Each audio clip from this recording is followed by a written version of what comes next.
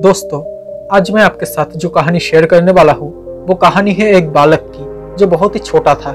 उसका नाम है नंदू, जो बहुत ही ईमानदार था। एंड आई होप ये कहानी आपके दिल को छू जाएगी। बस दोस्तों, आप लोगों से रिक्वेस्ट है कि इस कहानी को आखिर तक जरूर सुनिएगा। तो चलिए दोस्तों, शुरू करते हैं। लेकिन शुरू करने से पहले अगर आप मेरे चैनल में नए हो तो प्लीज़ इस चैनल को सब्सक्राइब करके नोटिफिकेशन बेल आइकन को ऑन कर लेना, ताकि जब भी मैं ऐसा कोई वीडियो बनाऊँ तो सबसे पहले आप तक नोटिफिकेशन पहुंच जाए। तो चलिए दोस्तों, शुरू करते हैं। एक छोटे से गांव में नंदू नाम का एक बालक अपने गरीब माता पिता के साथ रहता था। एक दिन दो भाई अपनी फसल शहर में बेचकर ट्रैक्टर से अपने गांव आ रहे थे। फसल बेचकर जो पैसा मिला वो उन्होंने एक थैले में रख लिया था। अचानक एक गड्ढा आ गया और ट्रैक्टर उछला और थैली नीचे गिर गई, जिसे दोनों भाई देख नहीं पाए और सीधे चले गए। अब बालक नंदू खेल कूद कर रात के अंधेरे में अपने घर जा रहा था। अचानक उसका पैर किसी वस्तु से टकरा गया। उसने देखा तो पता चला कि किसी की थैली है। जब नंदू ने थैली खोलकर देखा तो उसमें नोट भरे हुए थे। वो हैरान हो गया और सोचने लगा कि पता नहीं किसकी थैली होगी। उसने सोचा कि अगर वो थैली यही छोड़कर चला गया तो कोई दूसरा आके इसे उठाकर ले जाएगा। वो मन ही मन सोचने लगा कि जिसकी ये थैली है उसे कितना दुख और कष्ट हो रहा होगा। हालांकि वो लड़का उम्र से छोटा था और गरीब माँ बाप का बेटा था, लेकिन उसमें सूझबूझ काफी अच्छी थी। वो थैली को उठाकर अपने घर ले आया। उसने थैली को झोपड़ी में छुपाकर रख दिया, फिर वापस आकर उसी रास्ते पर खड़ा हो गया।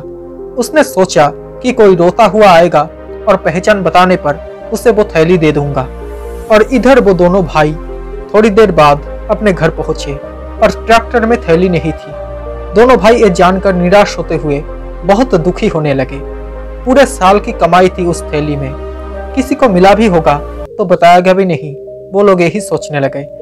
वो लोग साथ में ये भी सोचने लगे कि शायद अभी वो किसी के हाथ न लगा हो। ये सोचकर वो दोनों भाई टॉर्च लेकर उसी रास्ते पर चले जा रहे थे। छोटा बालक नंदू उन्हें रास्ते में मिला। उसने उन दोनों से कुछ भी नहीं पूछा, लेकिन उसे शंका हुई कि शायद ये थैली इन्हीं की ही है। अब बालक नंदू उन दोनों भाई से पूछा, आप लोग क्या ढूंढ रहे हैं? तब उन्होंने उसकी बात पर कोई ध्यान नहीं दिया। उसने दोबारा पूछा, आप दोनों क्या ढूंढ रहे हो?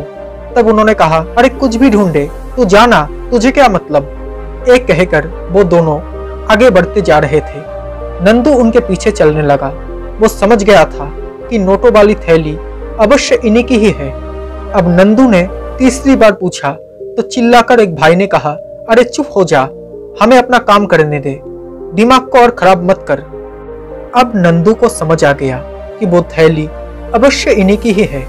उसने फिर पूछा, आपकी थैली खो गई है क्या? तब दोनों भाई एकदम रुक गए और बोले, हाँ। तब नंदू बोला, पहले थैली की पहचान बताइए।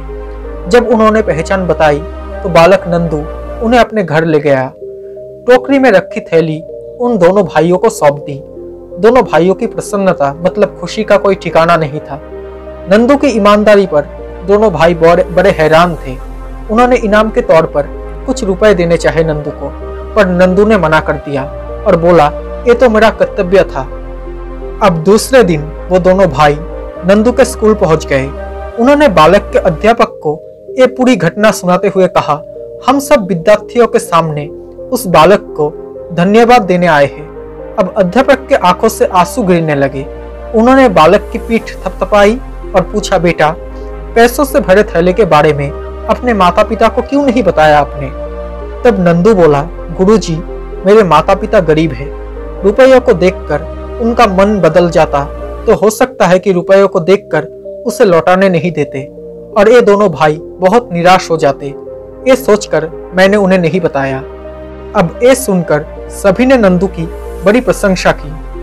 दोनों भाइयों ने उसे कहा, बेटा धन्यवाद, गरीब होकर भी तुमने ईमानदारी को नहीं छोड़ा। तो दोस्तों, आपको ये कहानी कैसी लगी? अगर अच्छी लगी हो तो प्लीज़ इस वीडियो को एक लाइक कर देना। साथ ही अगर आप मेरे चैनल में नए हो तो प्लीज़ इस चैनल को सब्सक्राइब करके नोटिफिकेशन बेल आइकन को ऑन कर लेना, ताकि जब भी मैं ऐसा कोई वीडियो बनाऊं तो सबसे पहले आप तक नोटिफिकेशन पहुंच जाए। Thank you so much guys for watching this video. Stay happy, stay blessed, bye.